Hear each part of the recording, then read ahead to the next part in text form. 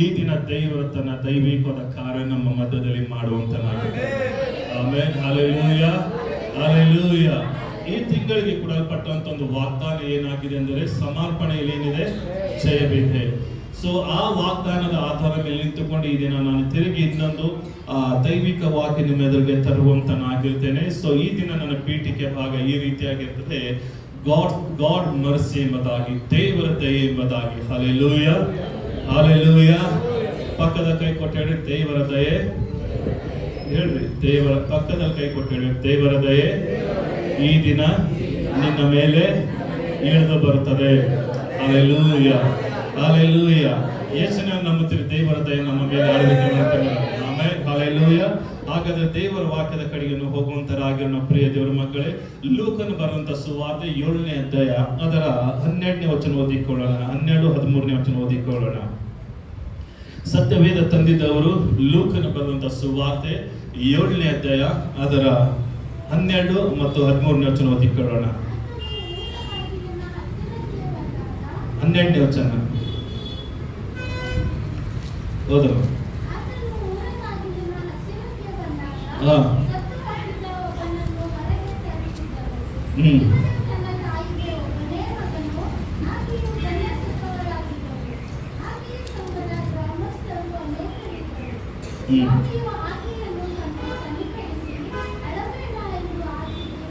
ಸಾಕು. ಹಲ್ಲೆಲೂಯಾ.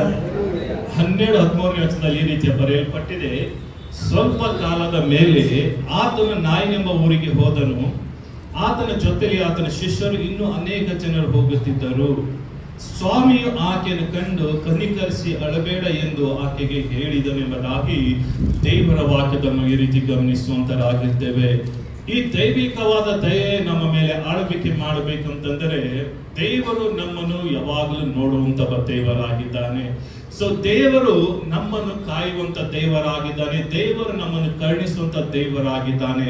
ದೇವರ ವಾಕ್ಯದಲ್ಲಿ ಈ ರೀತಿ ನಾವು ಗಮನಿಸುತ್ತೇನಂತಂದ್ರೆ, ಸ್ವಲ್ಪ ಕಾಲದ ಮೇಲೆ ಎಂಬುದಾಗಿ ಅಲ್ಲಿ ವಚನದಲ್ಲಿ ಓದಲ್ಪಟ್ಟಿದೆ. ಸ್ವಲ್ಪ ಕಾಲದ ಮೇಲೆ ಅಂತಂತಂದ್ರೆ ಇಂಗ್ಲಿಷ್ ಬೈಬಲ್ ನಲ್ಲಿ ಈ ರೀತಿಯ ಬರೆಯಲ್ಪಟ್ಟಿದೆ, ಒನ್ ಡೇ ಲೇಟರ್ ಎಂಬುದಾಗಿ ಬರೆಯಲ್ಪಟ್ಟಿದೆ. ಅಂದ್ರೆ ಇಲ್ಲಿ ಒಬ್ಬ ವ್ಯಕ್ತಿ ಇದ್ದಾನೆ, ಇಲ್ಲಿ ಒಬ್ಬ ಯೌವನಸ್ಥನಿದ್ದಾನೆ, ಆತನು ತೀರಿ ಹೋಗಿದ್ದಾನೆ. ಆತನು ತೀರಿ ಹೋಗಿ ಒಂದು ದಿವಸ ಆಗುತ್ತದೆ. ಆ ಯೌವನಸ್ಥನು ನಾಯಿನ್ ಎಂಬ ಪಟ್ಟಣದಲ್ಲಿ ಈತನು ಜೀವಿಸುವಂತನಾಗಿರ್ತಾನೆ. ಈಗ ದೇವರ ವಾಕ್ಯ ಹೇಳ್ತದೆ, ಯೌವನಸ್ಥನ ಸತ್ತು ಹೋಗಿದಾಗ ಅವನ ತಾಯಿ ಕೂಡ ಆಕೆ ವಿಧವೆಯಾಗಿರ್ತಾಳೆ. ಅವಳ ಗಂಡ ಬಹಳ ವರ್ಷಗಳ ಹಿಂದೆ ಆತನು ಸತ್ತು ಹೋಗಿದಂತ ಒಬ್ಬ ವ್ಯಕ್ತಿ ಆಗಿರ್ತಾನೆ. ಈಗ ಗಂಡ ಸತ್ತು ಹೋದ ನಂತರ ಈ ಮಗನು ಯೌವನಸ್ಥನ ಜೊತೆ ನನ್ನ ಮಗನ ಜೊತೆ ನಾನು ಸುಖವಾಗಿ ನಾನು ಇರ್ಬೋದಲ್ಲ, ನನ್ನ ಗಂಡನು ಸತ್ತೋದನು, ನನ್ನ ಗಂಡನ ದುಃಖ ನನ್ನ ಗಂಡನ ದುಃಖ ನನಗೆ ಅಂಟಿಕೊಳ್ಳೋದಿಲ್ಲ ಎಂಬುದಾಗಿ ಯೋಚನೆ ಮಾಡಕ್ಕೆ ಏನ್ ಮಾಡ್ತಾಳೆ ಅಂದ್ರೆ, ತನಗಿರುವಂತ ಒಬ್ಬ ಯೌವನಸ್ಥ ಮಗನನ್ನು ಬಹಳ ಪ್ರೀತಿಯಿಂದ ಬೆಳೆಸುತ್ತಾಳೆ. ಒಬ್ಬನೇ ಮಗನ ಯಾರಿಗಿರ್ತಾರೋ ಅವರು ಆ ಮಗಳನ್ನಾಗ್ಲಿ ಬಹಳ ಪ್ರೀತಿಯಿಂದ, ಬಹಳ ಆರೈಕೆಯಿಂದ, ಬಹಳ ಒಂದು ನೀಟಾಗಿ ಬೆಳೆಸುವಂತರಾಗಿರ್ತಾರೆ. ಸೊ ಸತ್ಯವೇದದಲ್ಲಿ ಈ ರೀತಿ ಬರೆಯಲ್ಪಟ್ಟಿದೆ, ಇವಳಿಗೆ ಒಬ್ಬನೇ ಯೌವನಸ್ಥನ ಇರ್ತಾನೆ, ಇವಳಿಗೆ ಒಬ್ಬನೇ ಗಂಡು ಮಗನಿರ್ತಾನೆ. ಒಬ್ಬನೇ ಗಂಡು ಮಗನಿದ್ದಾಗ ಒಂದು ದಿವಸ ಏನಾಗ್ತದೆ, ಅವನು ಅನಾರೋಗ್ಯದಲ್ಲಿ ಬಿದ್ದು ಆತನು ಸತ್ತು ಹೋಗುತ್ತಾನೆ. ಸತ್ತು ಹೋಗಿದಾಗ ವಿಧವೆಯ ಒಂದು ಸ್ಥಿತಿ ಯಾವ ರೀತಿ ಆಗಿರ್ಬೋದು ಯೋಚನೆ ಮಾಡ್ರಿ. ಈಕೆ ಇನ್ನು ಯೌವನ ಕಾಲದಲ್ಲಿ ಇರುವಾಗಲೇ ಗಂಡನು ಈಕೆಯನ್ನು ಬಿಟ್ಟು ಹೋದನು, ಯೌವನ ಕಾಲದಲ್ಲಿ ಇರುವಾಗಲೇ ಗಂಡ ಈಕೆ ಕೈ ಬಿಟ್ಟು ಹೋದನು, ಸತ್ತು ಹೋದನು. ಆದರೆ ಈ ಯೌವನಸ್ಥನ್ನು ನೋಡಿ ಆಕೆ ಜೀವಿಸುತ್ತಾ ಬಹಳ ಸಂತೋಷದಿಂದ ಬದುಕ್ತಾ ಇದ್ದಳು. ಆದರೆ ಒಂದಾನೊಂದು ದಿವಸದಲ್ಲಿ ಅವನು ಅನಾರೋಗ್ಯಕ್ಕೆ ಒಳಗಾಗಿ ಆತನು ಕೂಡ ಸತ್ತು ಹೋಗುತ್ತಾನೆ. ಆಕೆ ಯೋಚನೆ ಮಾಡಿ ಆಕೆ ಪರಿಸ್ಥಿತಿ ಎಂತೊಂದು ಕೆಟ್ಟದಾಗಿರ್ಬೋದು. ಆಕೆಗೆ ಸಹೋದರರಿದ್ದಾರೆ, ಆದರೆ ಆ ಮಗನ ಮಾತು ಬರುವುದಿಲ್ಲ.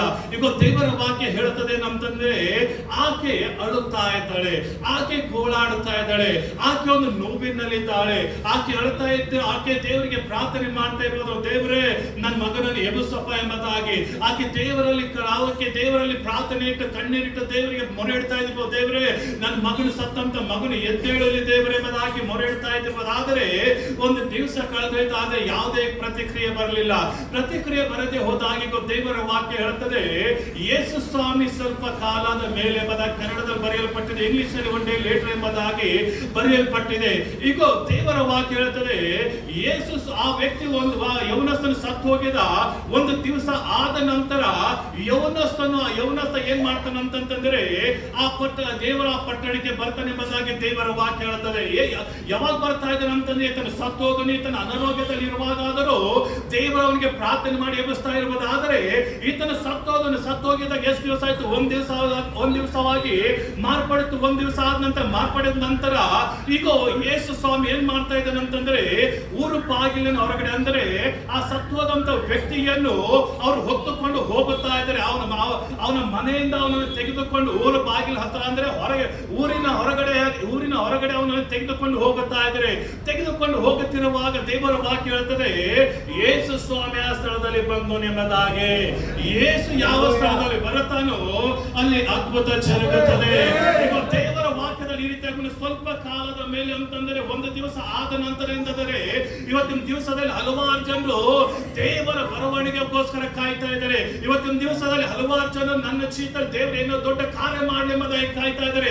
ಇವತ್ತಿನ ದಿವಸದಲ್ಲಿ ಹಲವಾರು ಜನರು ನನ್ನ ಜೀವಿತದಲ್ಲಿ ಹುದ್ದೆ ಬರಲಿ ಎಂಬುದಾಗಿ ಕಾಯ್ತಾ ಇದ್ದಾರೆ. ಇವತ್ತಿನ ದಿವಸದಲ್ಲಿ ಹಲವಾರು ಜನ ನನ್ನ ಕುಟುಂಬದಲ್ಲಿ ಸಮಾಧಾನ, ಸಂತೋಷ, ನೆಮ್ಮದಿ ಆಳ್ವಿಕೆ ಮಾಡಲಿ ಎಂಬುದಾಗಿ ಕಾಯ್ತಾ ಇದ್ದಾರೆ. ಇವತ್ತಿನ ದಿವಸದಲ್ಲಿ ಹಲವಾರು ಜನ ನಮ್ಮ ಕುಟುಂಬದಲ್ಲಿ ಅನಾರೋಗ್ಯ ಬಿಟ್ಟು ಹೋಗಲಿ, ನಮ್ಮ ಜೀವಿತದಲ್ಲಿ ಬಡತನ ಬಿಟ್ಟು ಹೋಗಲಿ, ನಮ್ಮ ಜೀವಿತಂತೆ ಶಾಪ ಬಿಟ್ಟು ಹೋಗಲಿ ಎಂಬುದಾಗಿ ಈಗ ಕಾಯ್ತಾ ಇದ್ದಾರೆ.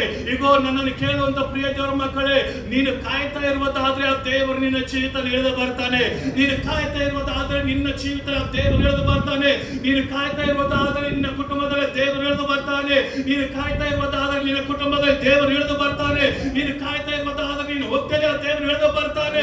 ನೀನು ಕಾಯ್ತಾ ಇರುವುದಾದ್ರೆ ರೋಗಗಳಿಂದ ದೇವರು ಬಿಡುಗಡೆ ಮಾಡುತ್ತಾನೆ.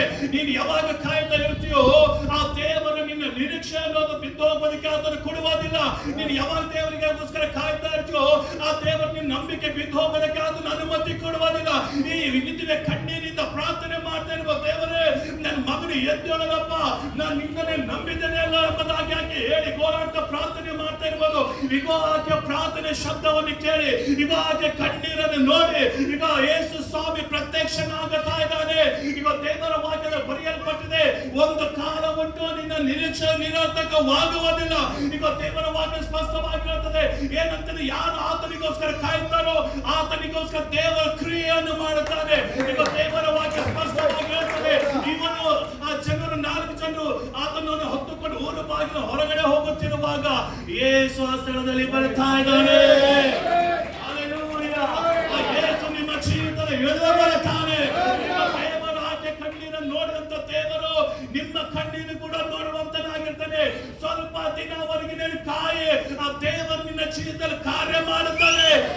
ಇವತ್ತು ದೊಡ್ಡ ಅದ್ಭುತ ನಿನಗೋಸ್ಕರ ಅದು ಚಲಿಸುವಂತದಾಗಿರ್ತದೆ. ಈಗ ದೇವರ ವಾಕ್ಯ ಹೇಳ್ತದೆ ಯೇಸು ಸ್ವಾಮಿ ಊರು ಬಾಗಿಲು ಹೊರಗಡೆ ಬಂದಿದ್ದಾಗ ಯೌವನಸ್ಥನಿಗೆ ಹೊತ್ತುಕೊಂಡು ಹೋಗುತ್ತಿರುವಾಗ ಯೇಸು ವಾಕ್ಯ ಹೇಳ್ತದೆ ಯೇಸು ಆ ವಿಧವೆ ಕಣ್ಣೀರನ್ನು ನೋಡುತ್ತಾನೆ. ಹಲ್ಲೆಲೂಯ. ವಚನ ಹೇಳ್ತದೆ ಸ್ವಾಮಿ ಆಕೆಯನ್ನು ಕಂಡು ಕನಿಕರಿಸಿ. ಯೇಸು ಆಕೆ ಯಾಕೆ ಕನಿಕರಿಸ್ತಾ ಇದ್ದಾನಂತಂದ್ರೆ ಆಕೆ ಕಣ್ಣೀರನ್ನು ನೋಡಿ ಕನಿಕರಿಸುತ್ತಾ ಇದ್ದಾನೆ. ಆಕೆ ಗೋಳಾಟವನ್ನು ನೋಡಿ ಕನಿಕರಿಸುತ್ತಾ ಇದ್ದಾನೆ. ಈಗ ಪ್ರಿಯ ದೇವರ ಮಕ್ಕಳು, ನಿಮ್ಮ ಪ್ರಾರ್ಥನೆ ಕೂಡ ಕಣ್ಣೀರಿನಿಂದ ಪ್ರಾರ್ಥನೆ ಆಗಿರುವುದಾದರೆ ನಾನು ಹೇಳ್ತೇನೆ ನಿನ್ನ ಮಗನ ಜೀವಿತದಲ್ಲಿ ದೇವರ ಕಾರ್ಯ ಮಾಡುತ್ತಾನೆ. ನಿನ್ನ ಪ್ರಾರ್ಥನೆಯು ಕೂಡ ಕಣ್ಣೀರಿನ ಪ್ರಾರ್ಥನೆ ಆಗಿರುವುದಾದರೆ ನಿನಗೋಸ್ಕರ ದೇವರು ಚಲಿಸುತ್ತಾನೆ. ನಿನ್ನ ಪ್ರಾರ್ಥನೆ ಕೂಡ ಕಣ್ಣೀರಿನ ಪ್ರಾರ್ಥನೆ ಆಗಿರುವುದಾದರೆ ಈಗ ನಾನು ಹೇಳ್ತೀನಿ, ನೀನು ಯಾರ ಎದುರುಗಡೆ ತಲೆ ತಗ್ಗಲ್ಪಟ್ಟಿದೋ ಅವರ ಎದುರುಗಡೆ ತಲೆ ಮೇಲೆ ಕೆತ್ತಲ್ಪಡುತ್ತದೆ. ನಿನ್ನ ಕಣ್ಣೀರಿನ ಪ್ರಾರ್ಥನೆ ಇರುವುದಾದರೆ, ನಿನ್ನ ಕಣ್ಣೀರಿನ ಪ್ರಾರ್ಥನೆ ಆಳ್ವಿಕೆ ಮಾಡುವುದಾದರೆ ಈಗ ನಾನು ಹೇಳ್ತೀನಿ, ನಿನ್ನನ್ನು ಉದ್ಧರಿಸುವುದಕ್ಕೆ ಮನುಷ್ಯನು ಬೇಕಾಗುವುದಿಲ್ಲ. ನಿನ್ನನ್ನು ಉದ್ಧರಿಸುವುದಕ್ಕೆ ಪರಲೋಕದ ಹಸ್ತ ನಿನಗೋಸ್ಕರ ಚಲಿಸುತ್ತದೆ. ನಿನಗೋಸ್ಕರ ಪರಲೋಕದ ಹಸ್ತ ಚಲಿಸಿದಾಗ ನಿನ್ನನ್ನು ಅಭಿವೃದ್ಧಿ ಆಗೋದಕ್ಕೆ ಯಾವುದೇ ಶಕ್ತಿಯಿಂದ ತಡೆಯಾಗಿರುವುದಕ್ಕೆ ಸಾಧ್ಯವಿಲ್ಲ. ಕಾರಣ ನನ್ನ ದೇವರು ಮನುಷ್ಯನಾಗಿ ಎರಡು ಮಾತಿನವನಲ್ಲ, ಎರಡು ಸ್ವಭಾವನಲ್ಲ. ಆತನು ಏನು ಹೇಳುತ್ತಾನೋ ಅದನ್ನೇ ಆತನು ಮಾಡುವಂತನಾಗಿದ್ದಾನೆ. ನಿನ್ನ ಕಣ್ಣೀರಿನ ಪ್ರಾರ್ಥನೆ ಆತನು ನೋಡುತ್ತಾ ಇದ್ದಾನೆ. ನಿನ್ನ ಕಣ್ಣೀರಿನ ಪ್ರಾರ್ಥನೆ ಆತನು ನೋಡುತ್ತಾ ಇದ್ದಾನೆ. ನೀನು ಮಾಡಬೇಕಾದ ಕಾರ್ಯ ಏನೆಂದರೆ ಆತನ ಸಮ್ಮುಖ ಎದ್ದುಕೊಂಡು ಕಾಯ್ತಾನಿರೋ. ಆತನ ಸಮ್ಮುಖ ಎದ್ದುಕೊಂಡು ಯಾವಾಗ ನೀನು ಕಾಯ್ತೀಯೋ ಈಗ ದೇವರು ನಿನ್ನ ಮಧ್ಯದಲ್ಲಿ ಇಳಿದು ಬಂದು ನಿನಗೋಸ್ಕರ ಅದ್ಭುತ ಆತನು ಮಾಡುತ್ತಾರೆ. ಹಲ್ಲೆಲೂಯ. ನನ್ನ ದೇವರು ಅದ್ಭುತ ಮಾಡುವಂತ ದೇವರಾಗಿದ್ದಾನೆ. ನನ್ನ ದೇವರ ಎದುರುಗಡೆ ಯಾರಾದ್ರೂ ಕಣ್ಣೀರಿಂದ ಪ್ರಾರ್ಥನೆ ಮಾಡುವುದಾದರೆ ಆತನ ಕಣ್ಣೀರನ್ನು ಒರೆಸುವಂತ ದೇವರಾಗಿದ್ದಾನೆ. ಈಗ ದೇವರ ವಾಕ್ಯ ಹೇಳ್ತದೆ, ಆಕೆ ಕಣ್ಣೀರನ್ನು ನೋಡಿ ದೇವರು ಏನ್ ಮಾಡ್ತಾ ಇದ್ದಾನೆ, ಅವನ ಹತ್ರ ಹೋಗುತ್ತಾ ಇದ್ದಾನೆ. ಯಾರ ಹತ್ರ? ಯೌವನಸ್ಥನ ಹತ್ರ. ಹೆಣವನ್ನು ತೆಗೆದುಕೊಂಡು ಎಲ್ಲಿಗೆ ಹೋಗಿದ್ದಾರೆ ಅವರು? ಊರು ಬಾಗಿಲನ ಹತ್ರ. ಯೇಸು ಸ್ವಾಮಿ ನಾಯಿನೆಂಬ ಪಟ್ಟಣಕ್ಕೆ ಪ್ರವೇಶಿಸ್ತಾ ಇದ್ದಾನೆ.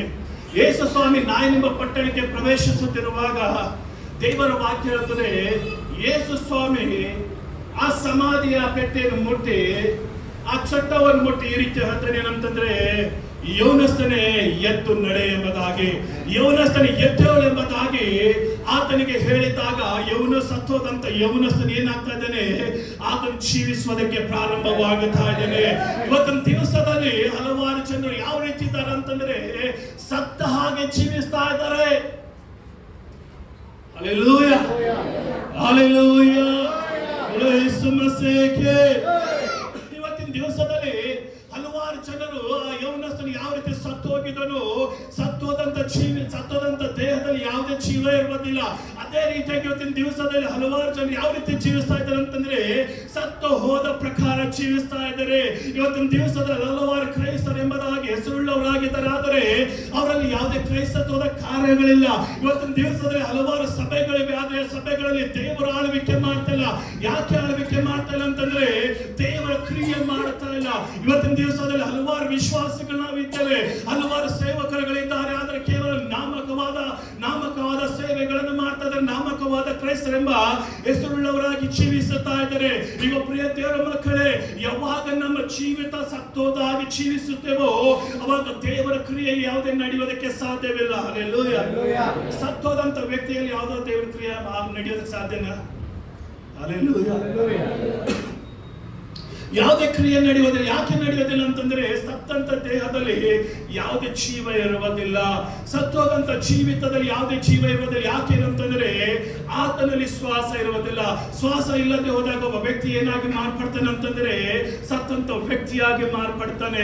ಇವತ್ತಿನ ದಿವಸದಲ್ಲಿ ಹಲವಾರು ಸಭೆಗಳು ಸತ್ತು ಹೋಗಿವೆ. ಇವತ್ತಿನ ದಿವಸ ಹಲವಾರು ವಿಶ್ವಾಸಿಗಳು ಸತ್ತು ಹೋಗಿದ್ದಾರೆ. ಇವತ್ತಿನ ದಿವಸ ಹಲವಾರು ಯೌವನಸ್ಥರು ಸತ್ತು ಹೋಗಿದ್ದಾರೆ. ಇವತ್ತಿನ ದಿವಸ ಹಲವಾರು ನಾಯಕರು ಸತ್ತು ಹೋಗಿದ್ದಾರೆ. ಎಲ್ಲಿ ಸತ್ತು ಹೋಗಿದ್ದಾರೆ ಅಂತಂದ್ರೆ, ಆತ್ಮಿಕವಾದ ಜೀವಿತದಲ್ಲಿ. ಎಲ್ಲಿ ಸತ್ತು ಹೋಗಿದ್ದಾರೆ ಅಂತಂದ್ರೆ, ದೇವರ ನಾಮ ಮಹಿಮೆ ಪಡಿಸುವುದರಲ್ಲಿ. ಎಲ್ಲಿ ಸತ್ತು ಹೋಗಿದ್ದಾರೆ ಅಂತಂದ್ರೆ, ಪರಿಶುದ್ಧತೆಯನ್ನು ಕಾಪಾಡಿಕೊಳ್ಳುವುದರಲ್ಲಿ. ಎಲ್ಲಿ ಸತ್ತು ಹೋಗಿದ್ದಾರೆ ಅಂತಂದ್ರೆ, ದೇವರ ನಾಮ ಮಹಿಮೆಯಾಗಿ ಎತ್ತುದಲ್ಲಿ ಸತ್ತು ಹೋಗಿದ್ದಾರೆ. ಇವತ್ತಿನ ದಿವಸದಲ್ಲಿ ದೇವರನ್ನ ಜೀವಿತ ದಯವಾದ ಕಾರ್ಯ ಮಾಡಬೇಕು. ಆತನ ದಯ ನಿನ್ನ ಮೇಲೆ ಇಳಿದು ಬರಬೇಕಂತಂದ್ರೆ, ನಿನ್ನಲ್ಲಿ ದೇವರ ಕ್ರಿಯೆಗಳು ನಡೆಯುವಂತದಾಗಿರಬೇಕು. ಈ ದೇವರ ವಾಕ್ಯ ಹೇಳ್ತದೆ, ಈ ವಿಧಿವೆ ಜೀವಿತದಲ್ಲಿ ದೇವರು ಯಾಕೆ ಕಾರ್ಯ ಮಾಡಿದ್ರು ಅಂತಂದ್ರೆ, ಆಕೆ ದೇವರಿಗಾಗಿ ನಿಂತವಳಾಗಿದ್ದಳು. Hallelujah, hallelujah, hallelujah. ಪಕ್ಕದವ್ರ ಕೈ ಕೊಟ್ಟು ಹೇಳ್ರಿ, ದೇವರ ದಯೆ.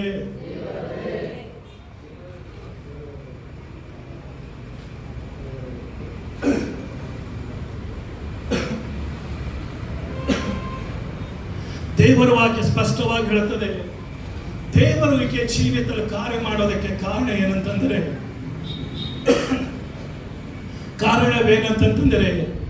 ಆಕೆ ಜೀವಿತದಲ್ಲಿ ಆಕೆ ಪ್ರಾಮುಖ್ಯವಾದ ಸ್ಥಾನ ಯಾರಿಗೆ ಕೊಟ್ಟಿದ್ದಳು ಅಂತಂದ್ರೆ, ದೇವರಿಗೆ.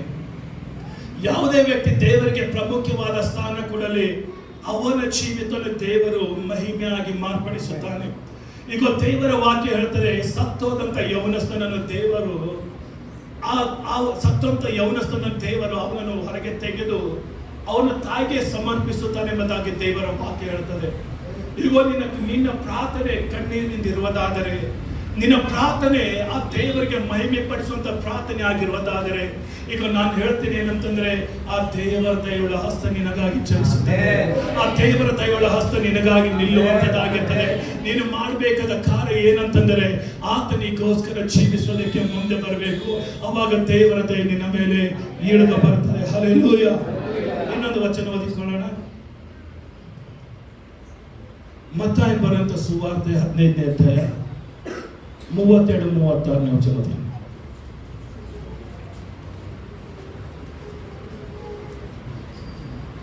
ಆಗ ಯೇಸು ತನ್ನ ಶಿಷ್ಯರನ್ನು ಹತ್ತಿರಕ್ಕೆ ಕರೆದು ಅವರಿಗೆ, ಈ ಜನರನ್ನು ನೋಡಿ ಕನಿಕರ ಪಡುತ್ತೇನೆ. ಅವರು ನನ್ನ ಬಳಿಗೆ ಬಂದು ಈಗ 3 ದಿವಸ ದಿವಸವಾಯಿತು, ಅವರಿಗೆ ಊಟಕ್ಕೆ ಏನೂ ಇಲ್ಲ. ಅವರನ್ನು ಉಪವಾಸವಾಗಿ ಕಳಿಸಿಬಿಡುವುದಕ್ಕೆ ನನಗೆ ಮನಸ್ಸಿಲ್ಲ. ದಾರಿಯಲ್ಲಿ ಬಳಿ ಹೋದರು ಎಂದು ಹೇಳಿದನು. ದೇವರ ವಾಕ್ಯ ಸ್ಪಷ್ಟವಾಗಿ ರೀತಿ ಹೇಳುತ್ತದೆ, ಆಗ ಯೇಸು ತನ್ನ ಶಿಷ್ಯರನ್ನು ಹತ್ತಿರಕ್ಕೆ ಕರೆದು ಅವರಿಗೆ ಈ ಜನರನ್ನು ನೋಡಿ ಕನಿಕರ ಪಡುತ್ತೇನೆ. ಅವರು ನನ್ನ ಬಳಿಗೆ ಬಂದು ಈಗ 3 ದಿನವಾಯಿತು, ಅವರಿಗೆ ಊಟಕ್ಕೆ ಏನಿಲ್ಲ. ಅವರನ್ನು ಉಪವಾಸವಾಗಿ ಕಳುಹಿಸಿ ಬಿಡುವುದಕ್ಕೆ ನನಗೆ ಮನಸ್ಸಿಲ್ಲ. ದಾರಿಯಲ್ಲಿ ಬಳಿ ಹೋದರು ಎಂದು ಹೇಳಿದನು. Hallelujah, hallelujah. ಈ ವಚನ ಓದುತ್ತಿರುವಾಗ ದೇವರಾತ್ಮ ನನ್ನೊಟ್ಟಿಗೆ ಮಾತನಾಡಿದರು. ಏನಂತಂದರೆ, ಇಲ್ಲಿ ಯೇಸುವನ್ನು ಹಿಂಬಾಲಿಸುತ್ತಾ ಒಂದು ಗುಂಪು ಬಂದಿದೆ. ಈ ಗುಂಪು ಸುಮಾರು 3 ದಿವಸಗಳ ಕಾಲವರೆಗೂ ಯೇಸು ಬೋಧಿಸುವಂತಹ ಬೋಧನೆಯನ್ನು ಕೇಳ್ತಾ ಇದೆ. ಯೇಸು ಸ್ವಾಮಿ 3 ದಿವಸಗಳ ಕಾಲವರೆಗೂ ಏನ್ ಮಾಡ್ತಾ ಇದ್ದಾರೆ ಅಂದ್ರೆ ಬೋಧನೆ ಮಾಡ್ತಾ ಇದ್ದಾನೆ. 3 ದಿವಸವರೆಗೂ ಯೇಸು ಸ್ವಾಮಿ 3 ದಿವಸವರೆಗೂ ಬೋಧನೆ ಮಾಡ್ತಿರುವಾಗ ಅವರು ಬೋಧನೆ ಚೆನ್ನಾಗಿ ಕೇಳಿ, ದೇವರ ವಾಕ್ಯ ಹೇಳ್ತದೆ, 3 ದಿವಸಗಳ ಆದ ನಂತರ ಅವರು ವಾಕ್ಯಗಳನ್ನು ಚೆನ್ನಾಗಿ ಗ್ರಹಿಸಿಕೊಂಡು ಅವರು ತನ್ನ ಮನೆಗೆ ಹೋಗೋದಕ್ಕೆ ಸಿದ್ಧವಾಗಿದ್ದಾರೆ, ಪ್ರಾರಂಭ ಮಾಡ್ತಾ ಇದ್ದಾರೆ. ಪ್ರಾರಂಭ ಮಾಡ್ತಿರುವಾಗ ದೇವರ ವಾಕ್ಯ ಹೇಳ್ತದೆ ಏನಂತಂದ್ರೆ, ಯೇಸು ಸ್ವಾಮಿ ಅವರನ್ನು ನೋಡಿ ಕನಿಕರ ಪಡುತ್ತಾನೆ ಎಂಬುದಾಗಿ. ಯೇಸು ಸ್ವಾಮಿ ಅವರನ್ನು ನೋಡಿ ಕನಿಕಾರ ಪಡುತ್ತಾನೆ. ಯಾಕೆ ಕನಿಕಾರ ಪಡ್ತಾನೆ ಅಂತಂದ್ರೆ, 3 ದಿವಸಗಳವರೆಗೂ ಅವರು ಉಪವಾಸವಿದ್ದು 3 ದಿವಸಗಳವರೆಗೂ ಅವರು ದೇವರ ಸಮ್ಮುಖದಲ್ಲಿ ಕೊಂಡು ವಾಕ್ಯಗಳನ್ನು ಕೇಳ್ತಾ ಇದ್ದಾರೆ. Hallelujah, hallelujah, hallelujah.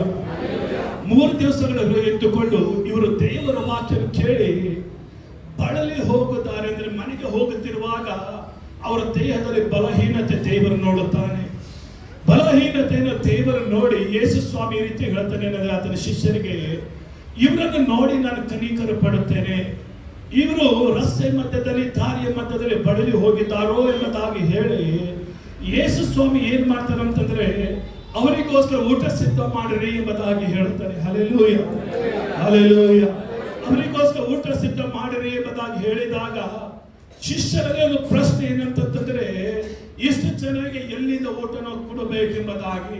ನಾನು ಅವಾಗ ಹೇಳಿದ್ದೇನೆ ಏನಂದ್ರೆ, ನನ್ನ ಪೀಠಿಕೆ ಭಾಗ ದೇವರ ದಯೆಯನ್ನು ತೋರಿಸುತ್ತಾನೆ, ದೇವರ ದಯೆಯನ್ನು ತೋರಿಸುತ್ತಾನೆ. ವಾಕ್ಯ ಹೇಳುತ್ತದೆ, ಅಲ್ಲಿ ಸುಮಾರು ಯೇಸು ಸ್ವಾಮಿ ಕೇಳ್ತಾನೆ, ನಿಮ್ಮಲ್ಲಿ ಏನಿದೆ ಎಂಬುದಾಗಿ ಕೇಳ್ತಾನೆ.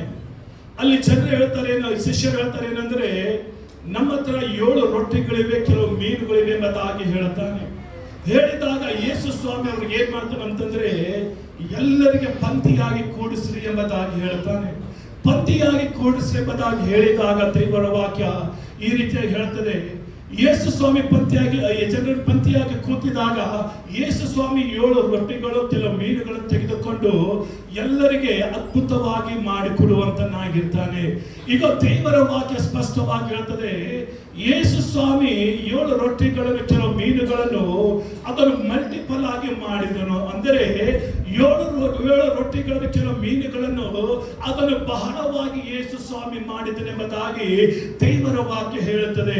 ಈಗ ನಿನ್ನ ಜೀವಿತದಲ್ಲಿ ದೇವರು ನಿನ್ನ ಪರಿಸ್ಥಿತಿಗಳನ್ನು ಮಲ್ಟಿಪಲ್ ಆಗಿ ಮಾಡಬೇಕಂದ್ರೆ, ನಿನ್ನ ಸನ್ನಿವೇಶಗಳನ್ನು ದೇವರು ಅಭಿವೃದ್ಧಿ ಮಾಡಬೇಕಂತಂದ್ರೆ, ನಿನ್ನ ಪರಿಸ್ಥಿತಿಯನ್ನು ದೇವರು 1ರಿಂದ 2 ಮಾಡಬೇಕಂತಂದ್ರೆ, ನೀನು ಮಾಡಬೇಕಾದ ಕಾರ್ಯ ಏನಂತಂದ್ರೆ, ಆ 4,000 ಜನರು ಯಾವ ರೀತಿ ಯೇಸು ಸ್ವಾಮಿ ಹತ್ತಿರ ಹೋಗಿ 3 ದಿವಸಗಳ ಕಾಲವರೆಗೂ ಪ್ರಾರ್ಥನೆ ಮಾಡುವುದಕ್ಕೆ ಕೂತುಕೊಂಡಿದ್ದರು, ದೇವರ ವಾಕ್ಯ ಕೇಳೋದಕ್ಕೆ ಕೂತುಕೊಂಡಿದ್ದರು, ಉಪವಾಸದೊಟ್ಟಿಗೆ ದೇವರ ಸಮ್ಮುಖದ ಯಾವ ರೀತಿ ಕೂತುಕೊಂಡಿದ್ದರು.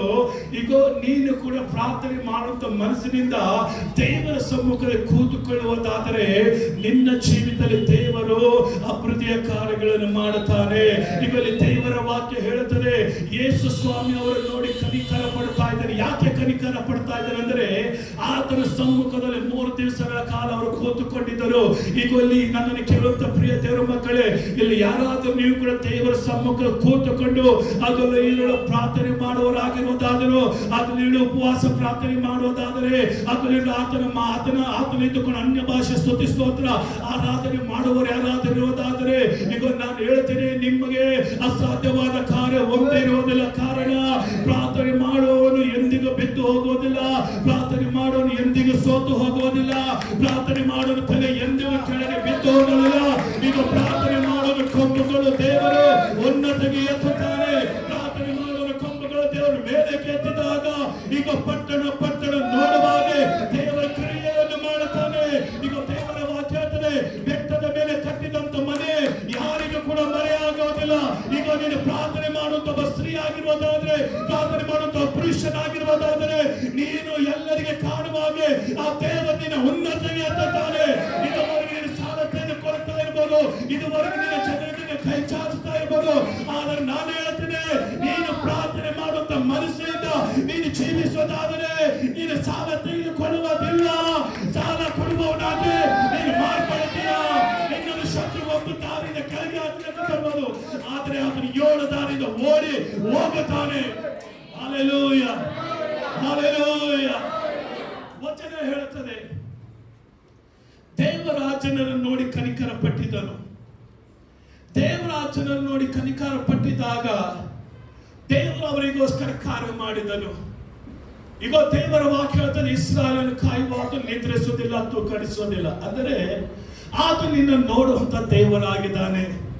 ಆತನ ಕರುಣೆ ಈ ದಿನ ನಿನ್ನ ಮೇಲೆ ಇಳಿದು ಬರ್ತದೆ.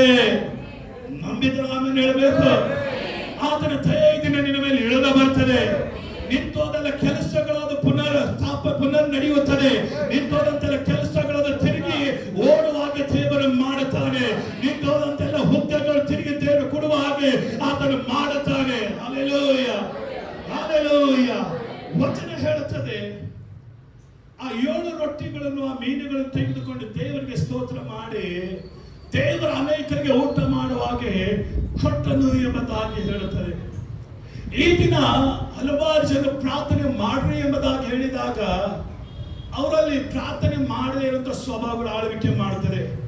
ಪ್ರಾರ್ಥನೆ ಮಾಡಿ ಬ್ರದರ್, ಪ್ರಾರ್ಥನೆ ಮಾಡಿ ಸಿಸ್ಟರ್ ಎಂಬುದಾಗಿ ನಾವು ಹೇಳಿದಾಗ ಆಲೋಚನೆ ಹೇಳ್ತಾರೆ ಏನಂತಂದ್ರೆ, ನಾವು ಬ್ಯುಸಿ ಆಗಿದ್ದೇವೆ ಬ್ರದರ್ ಅಂತ ಹೇಳ್ತಾರೆ.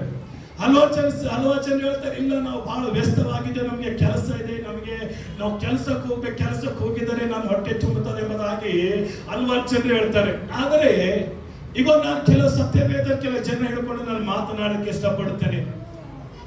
ಸತ್ಯವೇದದಲ್ಲಿ ಈ ರೀತಿಯನ್ನು ಗಮನಿಸುತ್ತೇವೆ. ದಾವೀದನು ಒಬ್ಬ ಅರಸನಾಗಿದ್ದನು. ಏನಾಗಿದ್ದನು? ಅರಸನಾಗಿದ್ದನು. ದಾನಿಯೇಲನು ಅರಸನಾದ ನಂತರ ಪ್ರಮುಖನಾದಂತ ವ್ಯಕ್ತಿ ಇವನೇ ಆಗಿದ್ದನು. ಯೇಸೋಫನು ಅರಸನಾದಂತ ಪ್ರಮುಖನಾದಂತ ವ್ಯಕ್ತಿ ಇವನೇ. ಈಗ ದಾನಿಯೇಲನು 7 ಆವರ್ತಿ ಪ್ರಾರ್ಥನೆ ಮಾಡ್ತದೆ ಎಂಬುದಾಗಿ ದೇವರ ವಾಕ್ಯ ಹೇಳ್ತದೆ. ದಾನಿಯೇಲನು 3 ಆವರ್ತಿ ಪ್ರಾರ್ಥನೆ ಮಾಡ್ತದೆ ಎಂಬುದು ದೇವರ ವಾಕ್ಯ ಹೇಳ್ತದೆ. ದಾವೀದನು 7 ಆವರ್ತಿ ಪ್ರಾರ್ಥನೆ ಮಾಡ್ತದೆ ಎಂಬುದು ದೇವರ ವಚನ ಹೇಳುತ್ತದೆ. ಯೇಸೋಫನು ಕೂಡ ದೇವರ ನಂಬಿಗಸ್ತನಾಗಿದ್ದನು ಎಂಬುದಾಗಿ ದೇವರ ವಾಕ್ಯ ಹೇಳುತ್ತದೆ. ಈಗ ಅರಸನಾದಂತ ದಾವೀದನು ಅಂತ ಪ್ರಮುಖವಾದ ಸ್ಥಾನದಲ್ಲಿ ಇಟ್ಟುಕೊಂಡು ಆತನು ದಿನಾಲು 7 ಸಾರಿ ಪ್ರಾರ್ಥನೆ ಮಾಡ್ತಾ ಇದ್ದಾನೆ ಅಂತಂದ್ರೆ ಅರಸನ ಹಾಗೆ ನಾವು ಅರಸನ ಪೊಸಿಷನ್ ಅಲ್ಲವಲ್ಲ. ಇವತ್ತಿನ ದಿವಸ ದಾನಿಯೇಲನು ಅರಸನಾದ ನಂತರ ಈತನ ಪ್ರಮುಖವಾದ ವ್ಯಕ್ತಿ. ಅಂದರೆ ಈ ದಾನಿಯೇಲ ಏನ್ ಮಾಡ್ತಾನೆ ಅಂದ್ರೆ ದಿನಾಲು 3 ಆವರ್ತಿ ಪ್ರಾರ್ಥನೆ ಮಾಡ್ತಾನೆ. ಯಾಕೆ ಪ್ರಾರ್ಥನೆ ಮಾಡ್ತಾನೆ ಅಂದ್ರೆ ಆತನಿಗೆ ಚೆನ್ನಾಗಿ ಗೊತ್ತು ದೇವರ ಪ್ರಾಮುಖ್ಯತೆ ಏನೆಂಬುದಾಗಿ. ಯೇಸೋಫನು ಒಂದು ಗುಲಾಮತನ ದಿನ ಮೇಲಕ್ಕೆ ಏರಿ ಹೋಗಿದಾಗ ಆತನು ದೇವರ ನಾಮನ ಮಹಿಮೆ ಪಡಿಸುವುದನ್ನು ಆತನು ಬಿಟ್ಟು ಬಿಡಲಿಲ್ಲ. ಇವರು ಎಂತ ವ್ಯಸ್ತರಾಗಿದ್ದಾಗಲೂ ಇವರು ಸಮಯ ತೆಗೆದುಕೊಂಡು ಪ್ರಾರ್ಥನೆ ಮಾಡ್ತಾ ಇದ್ದರು. ಅರಸನು ಎಂತ ವ್ಯಸ್ತನಾಗಿರ್ತಾನೆ, ಅರಸನು ಬಹಳ ಬ್ಯುಸಿ ಆಗಿರ್ತಾನೆ. ಆದ್ರೂ ಕೂಡ ಈತನು ದೇವರಿಗೋಸ್ಕರ ಪ್ರಾರ್ಥನೆ ಮಾಡುವುದನ್ನು ಆತನು ಬಿಡಲಿಲ್ಲ. ದಾನಿಯೇಲನು ಈಗ ಇಡೀ ಬಾಬೆಲ್ ಪಟ್ಟಣ ಆತನ ಕೈಯಲ್ಲಿದೆ, ಎಷ್ಟೋ ಜನ ಆತನ ಕೈ ಕೆಳಗಿದ್ದಾರೆ. ಅದಾಗಲೂ ಕೂಡ ಆತನ ಏನ್ ಮಾಡ್ತಾನಂದ್ರೆ ಸಮಯನ ತೆಗೆದು ಸಮಯ ಬೇರ್ಪಡಿಸಿ ಬೆಳಿಗ್ಗೆ ಮಧ್ಯಾಹ್ನ ರಾತ್ರಿ ವೇಳೆಯಲ್ಲಿ ಆತನ 3 ಆವರ್ತಿ ಪ್ರಾರ್ಥನೆ ಮಾಡ್ತಾ ಇದ್ದಾನೆ. ಯೇಸೋಫನ ಕೈಯಲ್ಲಿ ಎಲ್ಲ ಅಧಿಕಾರವಿದೆ. ಅರಸನು ಕೇಳಿ ಹೇಳ್ತಾನೆ, ಏನ್ ಮಾಡಪ್ಪ ಏನಿಲ್ಲ ಕೇಳ್ತಾನೆ. ಆದ್ರೆ ಅಂತ ಸಮಯದಲ್ಲಿ ಕೂಡ ಯೇಸೋಫನ ಪ್ರಾರ್ಥನೆ ಮಾಡ್ತಾ ಇದ್ದಾನೆ. ಇವತ್ತಿನ ದಿವಸದಲ್ಲಿ ನನ್ನ ಕೇಳುವಂತ ಪ್ರಿಯ ದೇವರ ಮಕ್ಕಳೇ, ನೀವು ಅದರ ಅರಸನ ಸ್ಥಾನದಲ್ಲಿಲ್ಲ, ಪ್ರಮುಖವಾದ ಸ್ಥಾನದಲ್ಲಿಲ್ಲ, ಅವರ ಹಾಗೆ ವ್ಯಸ್ತವಾದ ಒಂದು ಪೊಸಿಷನ್ ನಲ್ಲಿ ಆದ್ರೂ ಕೂಡ ಇವತ್ತಿನ ದಿವಸ ನೀವು ಪ್ರಾರ್ಥನೆ ಮಾಡು ಎಂಬುದಾಗಿ ಹೇಳಿದಾಗ ನಿನಗೆ ಪ್ರಾರ್ಥನೆ ಮಾಡೋದಕ್ಕೆ ಆಗೋದಿಲ್ಲ. ಯಾಕೆ ಆಗೋದಿಲ್ಲ ಅಂತಂತಂದ್ರೆ ನಿನ್ನ ಸೋಮಾರಿತನ ನಿನ್ನನ್ನೇ ತಿಂದು ಬಿಡುತ್ತದೆ. ದೇವರ ವಾಕ್ಯ ಹೇಳ್ತದೆ, ಅವರು ಪ್ರಾರ್ಥನೆ ಮಾಡಿದರು, ಅವರು ಮೇಲೆ ಕೆದ್ದರು. ಇತಿಹಾಸ ತೆಗೆದು ನೋಡಿ, ಸತ್ಯವೇದ ಚರಿತ್ರೆ ತೆಗೆದು ನೋಡ್ರಿ, ಯಾವ ವ್ಯಕ್ತಿ ದೇವರಿಗೋಸ್ಕರ ನಿಂತುಕೊಂಡನು, ಯಾವ ವ್ಯಕ್ತಿ ದೇವರಿಗೋಸ್ಕರ ಪ್ರಾರ್ಥನೆ ಮಾಡಿದನು, ಆ ವ್ಯಕ್ತಿಯನ್ನು ದೇವರು ಉನ್ನತ ಸ್ಥಾನಕ್ಕೆ ತೆಗೆದುಕೊಂಡು ಬಂದನು. ಈಗ ದೈವಿಕವಾದ ದಯೆ ನಿನ್ನ ಮೇಲೆ ಆಳ್ವಿಕೆ ಮಾಡಬೇಕಾದರೆ, ದೇವರ ದಯೆಯನ್ನು ಹೊಂದಿಕೊಳ್ಳಬೇಕಾದರೆ ನೀನು ಮಾಡಬೇಕಾದ ಕಾರ್ಯ ಏನಂತಂದರೆ ಕರ್ತನ ಸಮ್ಮುಖದಲ್ಲಿ ಪ್ರಾರ್ಥನೆ ಮಾಡುವನಾಗಿರು. ಈಗ ದೇವರ ವಾಕ್ಯ ಹೇಳ್ತದೆ, ಈ ದಾನಿಯೇಲನು ಪ್ರಾರ್ಥನೆ ಮಾಡುವಾಗಲೇ ಜನರು ಬಂದು ಅವನನ್ನು ಹಿಡಿದು ಸಿಂಹದ ಗವಿಯಲ್ಲಿ ಹಾಕುತ್ತಾರೆ. ಸಿಂಹದ ಗವಿಯಲ್ಲಿ ಹಾಕಿದಾಗ ಈಗ ದೇವರ ವಾಕ್ಯ ಹೇಳ್ತದೆ, ಈ ದಾನಿಯೇಲ ಅಂದುಕೊಂಡು ಆತನ ಶತ್ರುಗಳನ್ನು ಅಂದುಕೊಂಡಿರ್ಬೋದು. ಏನಂತಂದ್ರೆ ಈ ದಾನಿಯೇಲ ಸಿಂಹದ ಗವಿಯಲ್ಲಿ ಹಾಕಿದಾಗ ಅವನ ಕತ್ತೆ ಮುಗ್ದು ಹೋಗುತ್ತದೆ, ಇನ್ನು ನಮಗೆ ಯಾರು ಕೂಡ ತೊಂದರೆ ಪಡಿಸೋದು ಇರುವುದಿಲ್ಲ ಎಂಬುದಾಗಿ ಹೇಳಿ ಅವನ ಮೇಲೆ ಕಣ್ಣಿಟ್ಟು ಏನ್ ಮಾಡ್ತಾರೆ ಅಂತಂದ್ರೆ ಅವನನ್ನು ಶಿಕ್ಷೆಗೆ ಒಳಪಡಿಸುತ್ತಾರೆ. ನೋಡ್ರಿ, ಒಂದು ರಾಜಾಜ್ಞೆ ಹೊರಡಿತು ಅಂತಂದ್ರೆ 40 ದಿವಸಗಳವರೆಗೂ ಯಾರು ದೇವರು ಕೂಡ ಪ್ರಾರ್ಥನೆ ಮಾಡಬಾರದು ಎಂಬುದಾಗಿ. ಹಲ್ಲೆಲೂಯಾ. ಈ ಭಾನುವಾರ ಸಭೆಯಲ್ಲಿ ಎಂಬುದಾಗಿ ನಿಮ್ಗೆ ಹೇಳಿದ್ರು ಅಂತಂದ್ರೆ ಬಹಳ ಸಂತೋಷದಿಂದ ಡ್ಯಾನ್ಸ್ ಮಾಡ್ತಾ ಮತ್ತೆಲ್ಲಾದ್ರೂ ಪಿಕ್ನಿಕ್ ಹೋಗ್ತೀರಿ, ಹೋಟೆಲ್ಗೆ ಹೋಗ್ತೀರಿ, ಔಟಿಂಗ್ ಹೋಗ್ತೀರಿ. Hallelujah, hallelujah. ಸಭೆಯಲ್ಲಿ ಪ್ರಾರ್ಥನೆ ಇಲ್ಲ ಅಂದ್ರೆ ಸಾಕು, ಅವರಿಗೆ ಎಲ್ಲಿಂದೋ ಒಂದು ಸಂತೋಷ, ಒಂದು ₹1,00,000 ಸಿಕ್ಕಿನೋ ಸಂತೋಷ ಕೆಲವರಿಗೆ.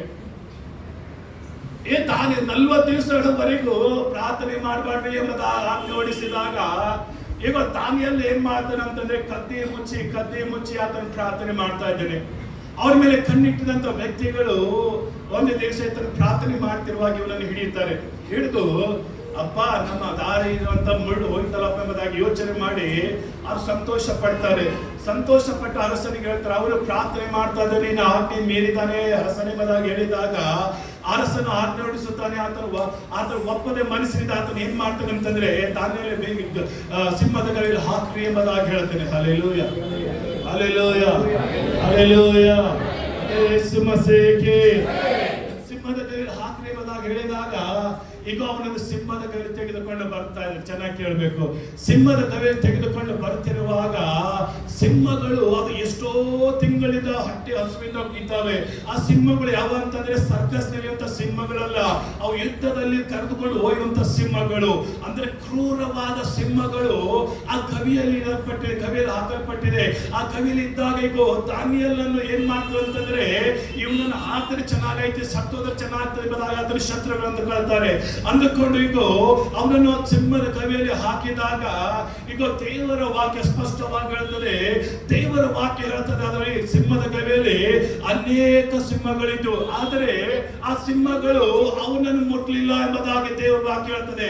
ಯಾಕೆ ಮುಟ್ಟಲಿಲ್ಲ ಅಂತಂದ್ರೆ ಈಗ ದೇವರ ವಾಕ್ಯದಲ್ಲಿ ಈ ರೀತಿ ಬರೆಯಲ್ಪಟ್ಟಿದೆ, ಆ ಸಿಂಹಗಳು ಯಾಕೆ ಅವರನ್ನು ಮುಟ್ಟಲಿಲ್ಲ ಅಂತಂದ್ರೆ ಆ ಸಿಂಹದ ಗವಿಯಲ್ಲಿ ದಾನಿಯೇಲ ಇಳಿತಿರುವಾಗ ಅವನು ಪ್ರಾರ್ಥನೆ ಮಾಡ್ತಾ ಗವಿಯಲ್ಲಿ ಇಳಿದನು. ಈಗ ಪ್ರಾರ್ಥನೆ ಮಾಡ್ತಾ ಗವಿಯಲ್ಲಿ ಇದ್ದಾಗ ಅವನ ಸುತ್ತಮುತ್ತಲು ಮರಣದ ವಾತಾವರಣ ಇದೆ, ಆತನ ಸುತ್ತಮುತ್ತಲು ಮರಣಗಳು ಇದೆ.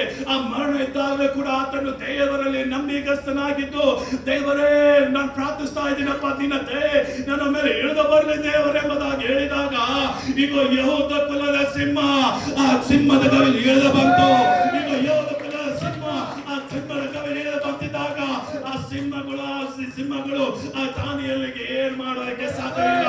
ಕಾರಣ ಏನಂದ್ರೆ ನೀನು ಪ್ರಾರ್ಥಿಸುವಂತ ದೇವರು ಆತನ ಯೋಧ ಕುಲದ ಸಿಂಹವಾಗಿದ್ದಾನೆ. ನಿನ್ನನ್ನು ಎಲ್ಲ ಇಕ್ಕಟ್ಟಿನಿಂದ ಆತನು ಹೊರಗಡೆ ತೆಗೆದುಕೊಂಡು ಬರ್ತಾನೆ. ನಿನ್ನನ್ನು ಎಲ್ಲ ಸಮಸ್ಯೆಗಳಿಂದ ಆತನು ಮೇಲೆ ತೆಗೆದುಕೊಂಡು ಬರ್ತಾನೆ. ಈಗ ದಿನ ಕಳೆಯಿತು, ರಾತ್ರಿ ಕಳೆಯಿತು. ರಾತ್ರಿ ಕಳೆದಾಗ ಆ ಜನರು ಸಂತೋಷ ಪಡ್ತಾರೆ, ದಾನಿಯೇಲನು ಸತ್ತೋಗು ಎಂಬುದಾಗಿ. ಈಗ ಅರಸನು ಬೆಳಗಾದ ನಂತರ ಬೇಗ ಓಡಿ ಬಂದು ಹೇಳ್ತಾನೆ, ದಾನಿಯೇಲನೇ, ನೀನು ಆರಾಧಿಸುವಂತೆ ದೇವರು ನಿನ್ನ ರಕ್ಷಿಸಿದನಾ ಎಂಬುದಾಗಿ ಕೇಳಿದಾಗ ಈಗ ಸಿಂಹದ ಗರ್ವಿನ ಒಂದು ಶಬ್ದ ಬರ್ತಾ ಇದೆ. ಏನ್ ಶಬ್ದ ಬರ್ತದೆ ಅಂದರೆ, ಅರಸನೇ ಚಿರಂಜೀವಿ ಆಗಿರು, ನಾನು ಆರಾಧಿಸುವಂತ ದೇವರು ನನ್ನನ್ನು ಈ ಸಿಂಹದ ಬಾಯಿಗಳಿಂದ ರಕ್ಷಿಸಿದ್ದಾನೆ ಎಂಬುದಾಗಿ. ಈಗ ನಾನು ಹೇಳ್ತೇನೆ, ನೀನು ಆರಾಧಿಸುವಂತ ದೇವರು ನಿನ್ನ ಸಿಂಹದ ಬಾಯಿಗಳಿಂದ ಹೊರಗಡೆ ತರುತ್ತಾನೆ, ಶತ್ರುಗಳ ಬಾಯಿಂದ ಹೊರಗಡೆ ತರುತ್ತಾನೆ, ಅನಾರೋಗ್ಯಗಳಿಂದ ನಿನ್ನ ಹೊರಗಡೆ ತರುತ್ತಾನೆ, ಸಾಲಗಳಿಂದ ನಿನ್ನ ಹೊರಗಡೆ ತರುತ್ತಾನೆ, ಎಲ್ಲ ಶಾಪಗಳಿಂದ ಆ ದೇವರು ನಿನ್ನನ್ನು ಹೊರಗಡೆ ತೆಗೆದುಕೊಂಡು ಬರುತ್ತಾನೆ. ನೀನು ನಾನು ಆರಾಧಿಸುವಂತ ದೇವರು ಆತನ ಸತ್ತಂತ ದೇವರಲ್ಲ. ನೀನು ನಾನು ಆರಾಧಿಸುವಂತ ದೇವರು ಆತನ ಕಲ್ಲಲ್ಲ, ಮಣ್ಣಲ್ಲ, ಆತನ ಸಮಾಧಿ ಅಲ್ಲ. ಆತನ ಯುಗ ಯುಗಗಳಿಗೂ ಜೀವಿಸುವಂತ ದೇವರು, ಆತನ ಕರುಣಿಸುವಂತ ದೇವರು. ಆತನ ಹೇಳ್ತಾನೆ, ಪ್ರಾಯ ಸಿಂಹಗಳಿಗೂ ಹೊಟ್ಟೆಗಿಲ್ಲದ ಹಸಿದಾದರೆ ನನ್ನ ಸಮ್ಮುಖದಲ್ಲಿ ಕೇಳಿಕೊಳ್ಳುವವನಿಗೆ ಯಾವುದೇ ಕೊರತೆ ಇರುವುದಿಲ್ಲ. ಈಗ ನೀನು ಆತನ ಸಮ್ಮುಖ ಕೂತುಕೊಂಡು ನೀನು ಕೇಳುವುದಾದರೆ ನಿನಗೆ ಯಾವುದೇ ಕೊರತೆ ದೇವರು ಬರಮಾಡೋದಕ್ಕೆ ಅನುಮತಿ ಕೊಡುವುದಿಲ್ಲ. ಕಾರಣ ನನ್ನ ದೇವರು ಜೀವಿಸುವಂತ ದೇವರು, ಕಾರಣ ನನ್ನ ದೇವರು ಕರುಣಿಸುವಂತ ದೇವರು, ಆತನ ದಯೆಯನ್ನು ತೋರಿಸುವ ದೇವರಾಗಿದ್ದಾನೆ. Hallelujah, hallelujah. ಆತ ನಿನ್ನೆ ಹೇಗಿದ್ದಾನೆ ಇವಾಗಲೂ ಹಾಗೆ ಇದ್ದಾನೆ, ಆತ ನಾಳೆ ಕೂಡ ಹಾಗೆ ಇರುತ್ತಾನೆ. ಆತನನ್ನು ಆರಾಧಿಸುವಂತ ಮಕ್ಕಳನ್ನು ಆತನ ಎಂದಿಗೂ ಕೈ ಬಿಟ್ಟು ಹೋಗುವುದಿಲ್ಲ. Hallelujah, hallelujah. ನಾವು ಹೇಳ್ತೇನೆ ಅಂತ ಕೂಡ ಸಮಯ